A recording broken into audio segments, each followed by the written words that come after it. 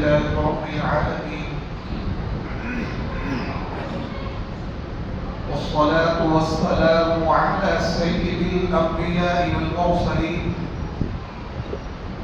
وعلى آله وأصحابه أجمعين. أما بعد، فقد قال الله تبارك وتعالى في كلامه المجيد والفرقان الحميد: فأعوذ بالله من الشيطان الرجيم. بسم الله الرحمن الرحيم. وقضى ربك ألا تعبدوا إلا إياه وبالوالدين إحسانا إما يبلغن عندك الكبر أحدهما أو كلاهما فلا تقل لهما أف ولا تنهرهما وقل لهما قولا كريما.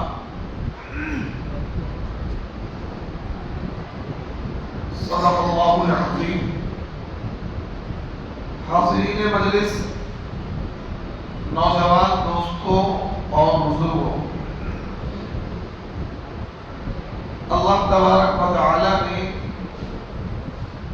اپنے بندوں کے اوپر دو طرح کے حقوق عائد کیے ہیں. سب سے پہلا حق تو ہمارے اوپر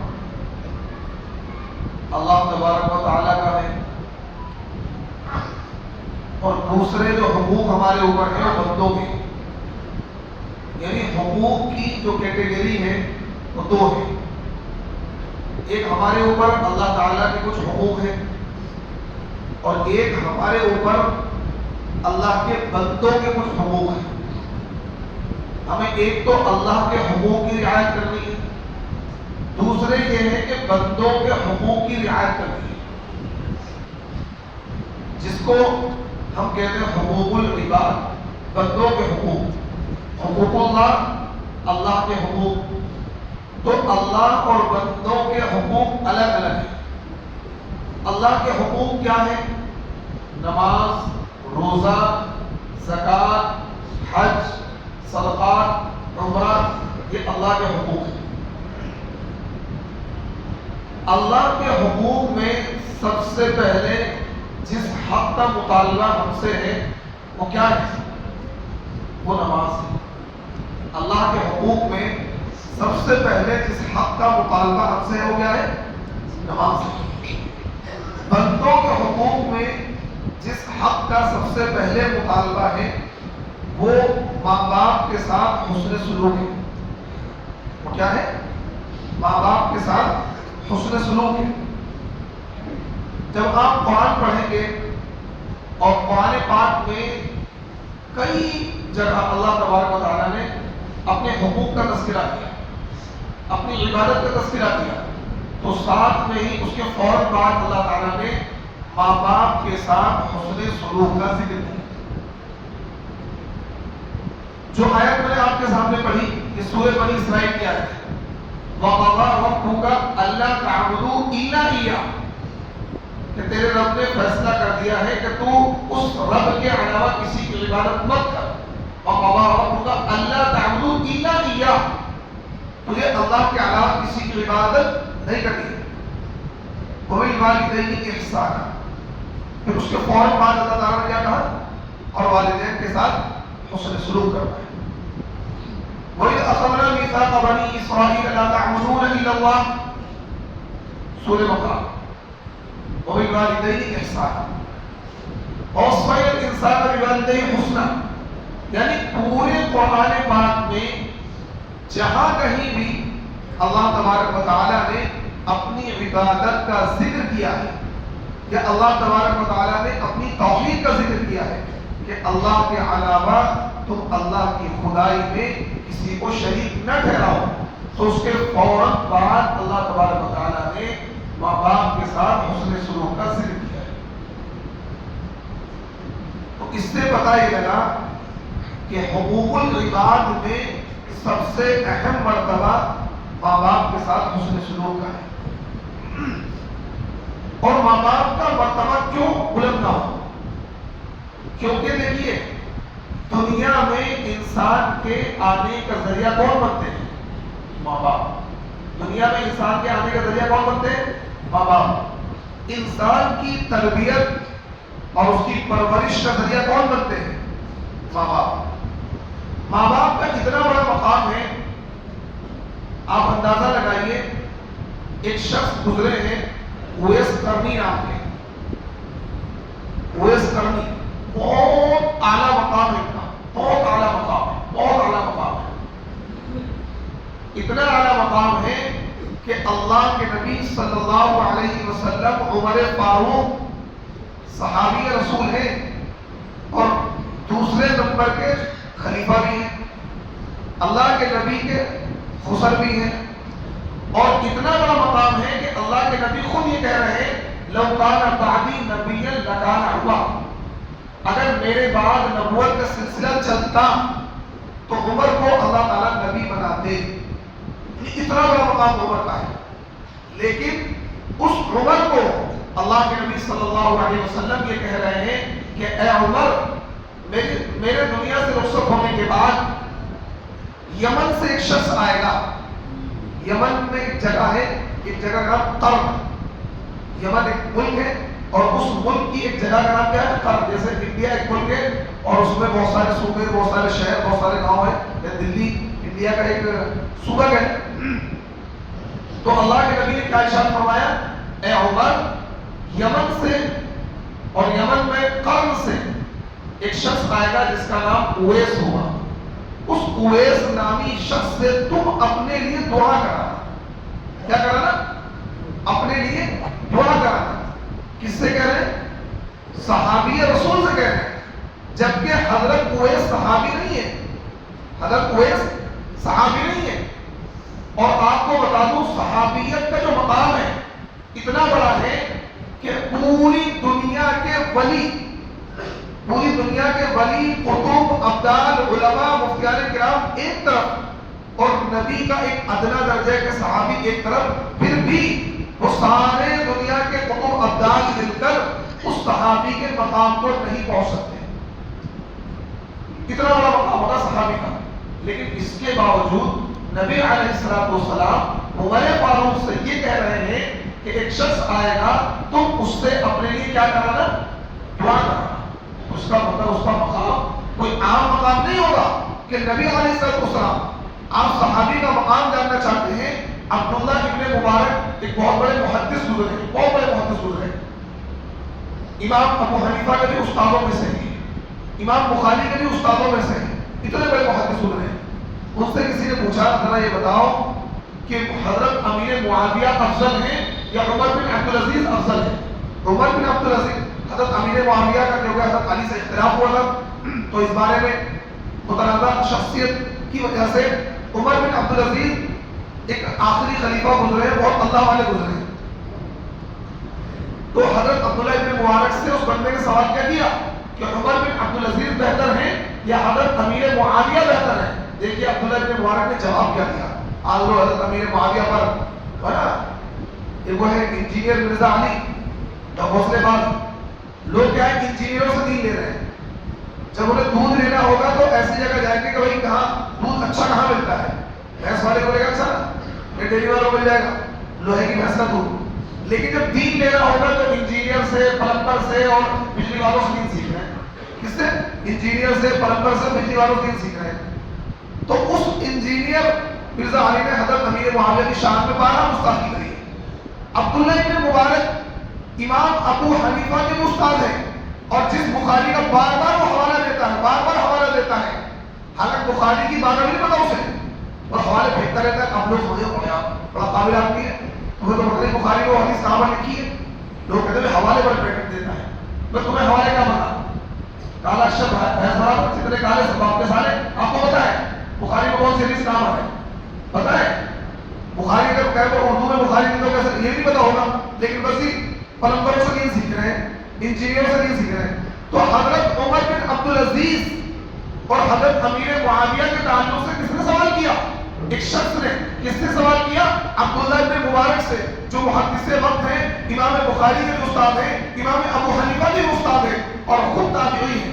تابعی کہتے ہیں اسے جس نے کسی صحابی سے ملاقات کی ہو۔ تو حضرت عبداللہ ابن مبارک نے جو جواب دیا نا وہ انجینئر جیسے لوگوں کے منہ پر تماچا ہے. ذرا غور سے سننا.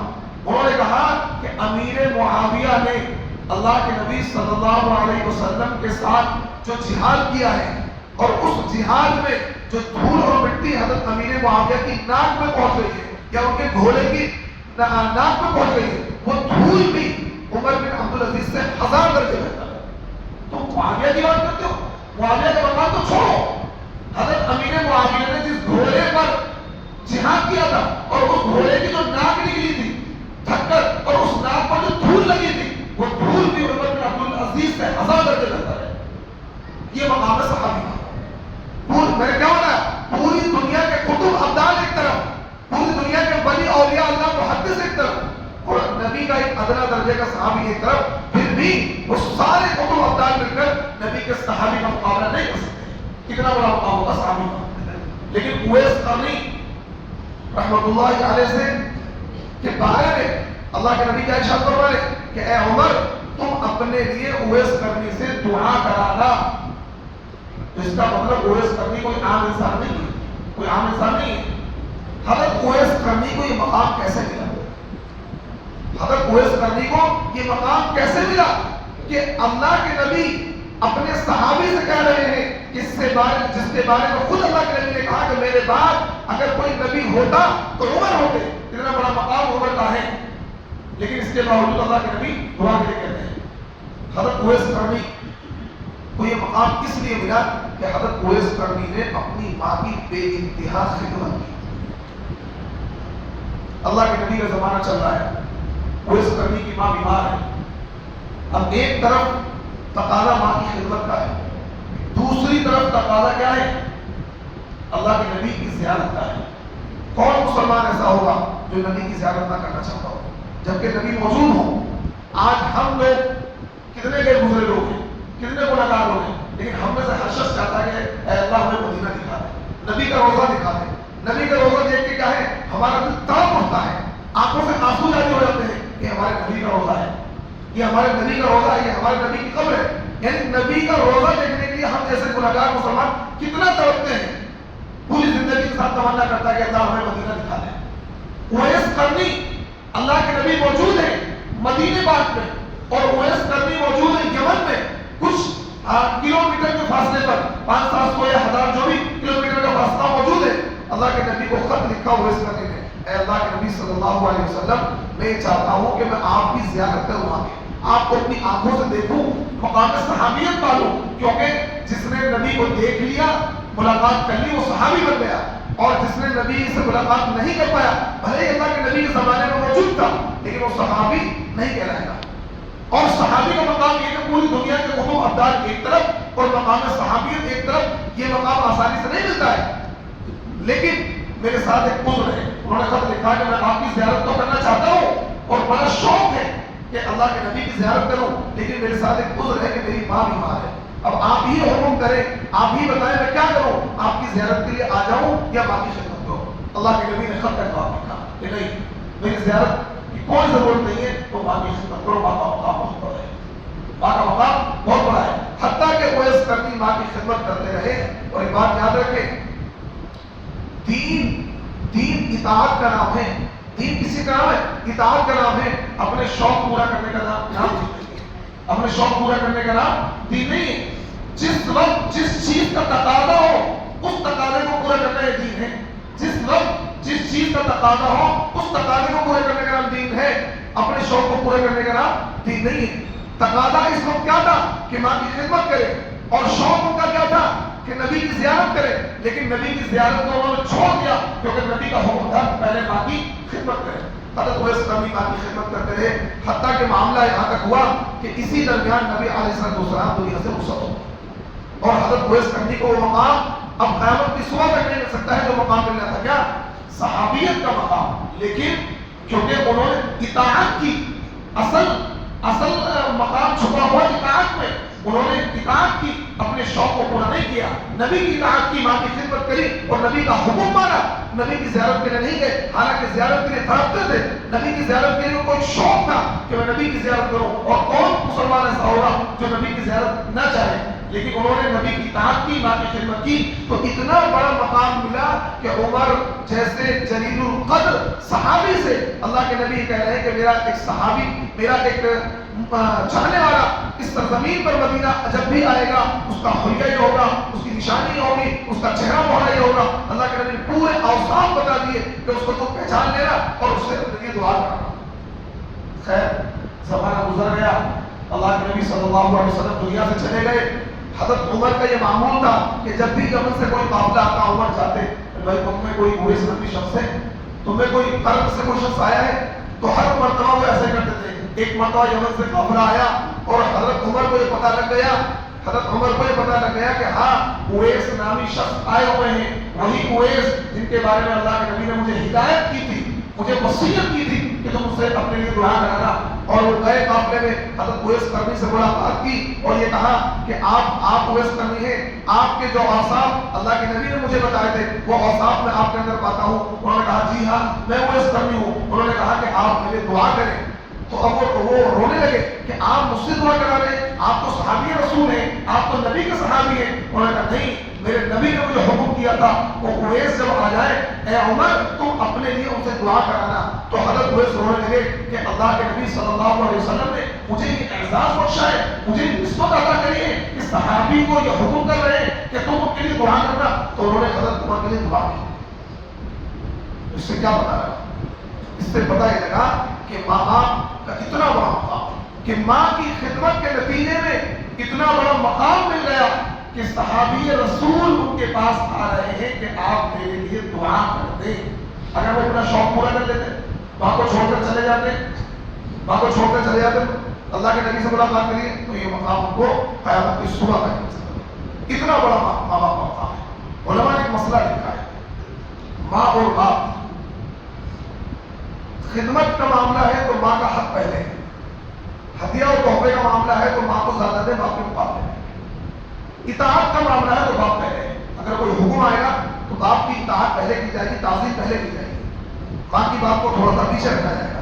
لیکن خدمت کا اگر معاملہ ہے، ہدیہ اور تحفے کا معاملہ ہے تو اس میں ماں کا مقام پہلے ہے۔ یہ علماء نے مسئلہ لکھا ہے، اتنا بڑا مقام ہے باپ کا۔ اور جو لوگ اپنے ماں باپ کی نافرمانی کرتے ہیں، جو لوگ اپنے ماں باپ کو برا بھلا کہتے ہیں یا ان کو جھٹک دیتے ہیں، لیکن قرآن کیا کہتا ہے؟ قرآن کو سنیے، قرآن یہ کہتا ہے اِمَّا يَبْلُغَنَّ عِندَكَ الْكِبَرَ أَحَدُهُمَا أَوْ كِلَاهُمَا فَلَا تَقُل لَّهُمَا أُفٍّ وَلَا تَنْهَرْهُمَا وَقُل لَّهُمَا قَوْلًا كَرِيمًا، کہ جب تمہارے ماں باپ دونوں یا ان میں سے کوئی ایک بڑھاپے کی حالت کو پہنچ جائے تو تم ان سے اف تک نہ کرنا، تم ان سے اف تک نہ کرنا، کیونکہ جب انسان بڑھاپے کی عمر کو پہنچتا ہے تو اس کے مزاج میں چڑچڑاپن پیدا ہو جاتا ہے۔ عمر کے تقاضے کے تحت ہر انسان کو بڑھاپا آنا ہے، اگر اپنی عمر کو پہنچے، ہمیں بھی آپ کو سب کو بڑھاپا آنا ہے، اور بڑھاپے میں انسان کے مزاج میں چڑچڑاہٹ پیدا ہو جاتی ہے، تو قرآن نے اس کا پہلے ہی سے آرڈر کر دیا کہ وَقَضَىٰ رَبُّكَ أَلَّا تَعْبُدُوا إِلَّا إِيَّاهُ وَبِالْوَالِدَيْنِ إِحْسَانًا إِمَّا يَبْلُغَنَّ عِندَكَ الْكِبَرَ أَحَدُهُمَا أَوْ كِلَاهُمَا فَلَا تَقُل لَّهُمَا أُفٍّ وَلَا تَنْهَرْهُمَا، کہ اگر ماں باپ بڑھاپے کی حالت کو پہنچ جائیں، ان کی کچھ باتیں ایسا ہو مزاج کے خلاف چلی جاتی ہیں، انسان کو بری لگ جاتی ہے کہ بتاؤ کس طرح کی باتیں کر رہے ہیں، تو اس وقت تمہیں بڑی نرمی کے ساتھ، بڑے ادب کے ساتھ، بڑی لجاجت کے ساتھ ان کا جواب دینا ہے، ان کو جھڑکنا نہیں ہے، ان کو کیا ہے بدتمیزی سے پیش نہیں آنا ہے۔ قرآن نے اف تک بھی نہیں کرنا، اف ولا تنہرہما وقل لہما قولا، تو اف کرنا ہے نہیں تو ان کو جھڑکنا ہے، بلکہ نرمی کے ساتھ ان کو اپنی بات کو سمجھانا ہے۔ یہ قرآن کا فیصلہ ہے۔ اور آپ کو بتا دوں دنیا کے اندر دو گناہ ایسے ہیں جن کی سزا اللہ دنیا میں بھی دیتا ہے، آخرت کو تو ملے گی، لیکن دو گناہ ایسے ہیں جن کی سزا انسان دنیا میں بھی بھگتتا ہے۔ یاد رکھنا یہ بات پریکٹیکل آپ کو بتا رہا ہوں، جس نے یہ دو گناہ کیے وہ اس کی سزا دنیا میں بھگت کر جائے گا، آخرت کو تو ملے گی۔ ایک گناہ کیا ہے؟ ماں باپ کی نافرمانی۔ جو بندہ ماں باپ کی نافرمانی کرے گا وہ کتنی ہی بلندی کے مقام پر پہنچ جائے، ایک دن ذلیل ہو کر رہے گا۔ یہ بات میری نہیں کہتا، ایک دن وہ ذلیل ہو کر رہے گا، رسوا ہو کر رہے گا، بے عزت ہو کر رہے گا۔ یہ میرے نبی کا فیصلہ ہے، یہ میں نہیں کہہ رہا ہوں۔ پیارے آقا جناب نبی کریم صلی اللہ علیہ وسلم نے ارشاد فرمایا کہ جس نے ماں باپ کی نافرمانی کی وہ دنیا میں اس کی سزا کو بھگتے گا، وہ ذلیل ہو کر رہے گا، رسوا ہو کر رہے گا، بے عزت ہو کر رہے گا۔ اور وہ شخص جس کے اندر گھمنڈ ہے، تکبر ہے، انانیت ہے، میں کچھ ہوں، سمجھ لو ایک نہ ایک دن، چاہے وہ کتنا ہی ایماندار کیوں نہ ہو، کتنے بڑے عہدے پر کیوں نہ ہو، ایک نہ ایک دن ذلت کے مقام کو پہنچے گا. کیونکہ اللہ کہتا ہے اچھا تو پڑھائی کیا کرتا ہے، پڑھائی تو میرے لیے ہے، پڑھائی تو میرے لیے ہے. اس لیے جو لوگ پڑھائی اختیار کرتے ہیں یا ماں باپ کی نافرمانی کرتے ہیں، وہ ایک نہ ایک دن دنیا میں اس کی سزا بھگتتے ہیں. تو ان دو گناہ سے اپنے آپ کو اسپیشلی طور پر بچاؤ. اور جن کے ماں باپ اس دنیا میں حیات ہیں، جب تک وہ موجود ہیں آپ اپنی جنت کو آسان بنا سکتے ہیں. جن کے ماں باپ اس دنیا میں موجود نہیں ہیں، آپ ان کے لیے ایثار ثواب کریں، ان کے لیے خرچ کریں، مسجد کا تعاون کریں، مدرسے کا تعاون کریں، آپ ان کے لیے خیر کے کام کریں کہ یہ 500 روپے میرے ماں باپ کی طرف سے، یہ 1000 روپے میرے ماں باپ کی طرف سے. اس طریقے سے ہر موقع پر اپنے مال کے ذریعے سے ان کو ایثار ثواب پہنچائیں. ہر موقع پر ان کو یاد رکھیں کہ آپ کی ذمہ داری ہے، یہ آپ کی ذمہ داری ہے. اور زندگی میں بھی ان کی خدمت کریں. ان کی طرف سے کیا ہے، ان کی طرف سے مسجد کا، مدرسوں کا تعاون کریں کہ یہ 500 روپے میرے باپ کی طرف سے، یہ 500 میری ماں کی طرف سے. زندگی میں بھی ان کی طرف سے ایثار ثواب کریں اور مرنے کے بعد ان کی طرف سے ایثار ثواب کریں کہ اپنے ماں باپ کا خیال رکھیں، اپنے ماں باپ کا خیال رکھیں گے انشاءاللہ، کریں گے انشاءاللہ. اپنے ماں باپ کی اطاعت کریں گے. اور خوش نصیب ہے وہ لوگ جن کے ماں باپ زندہ ہیں، خوش نصیب ہے وہ لوگ جن کے ماں باپ اس دنیا میں موجود ہیں. اور جن کے ماں باپ نہیں ہیں، آپ ذرا ان سے جا کر پوچھیے کہ ماں باپ کتنی بڑی چیز ہے، ماں باپ کتنی بڑی نعمت ہے کہ باپ کا سایہ یا ماں کا سایہ سب پر موجود نہیں ہے. تو اس لیے ہمیں اپنے ماں باپ کا خیال رکھنا ہے. دنیا زندگی میں بھی، مرنے کے بعد کیسے خیال رکھنا ہے، مرنے کے بعد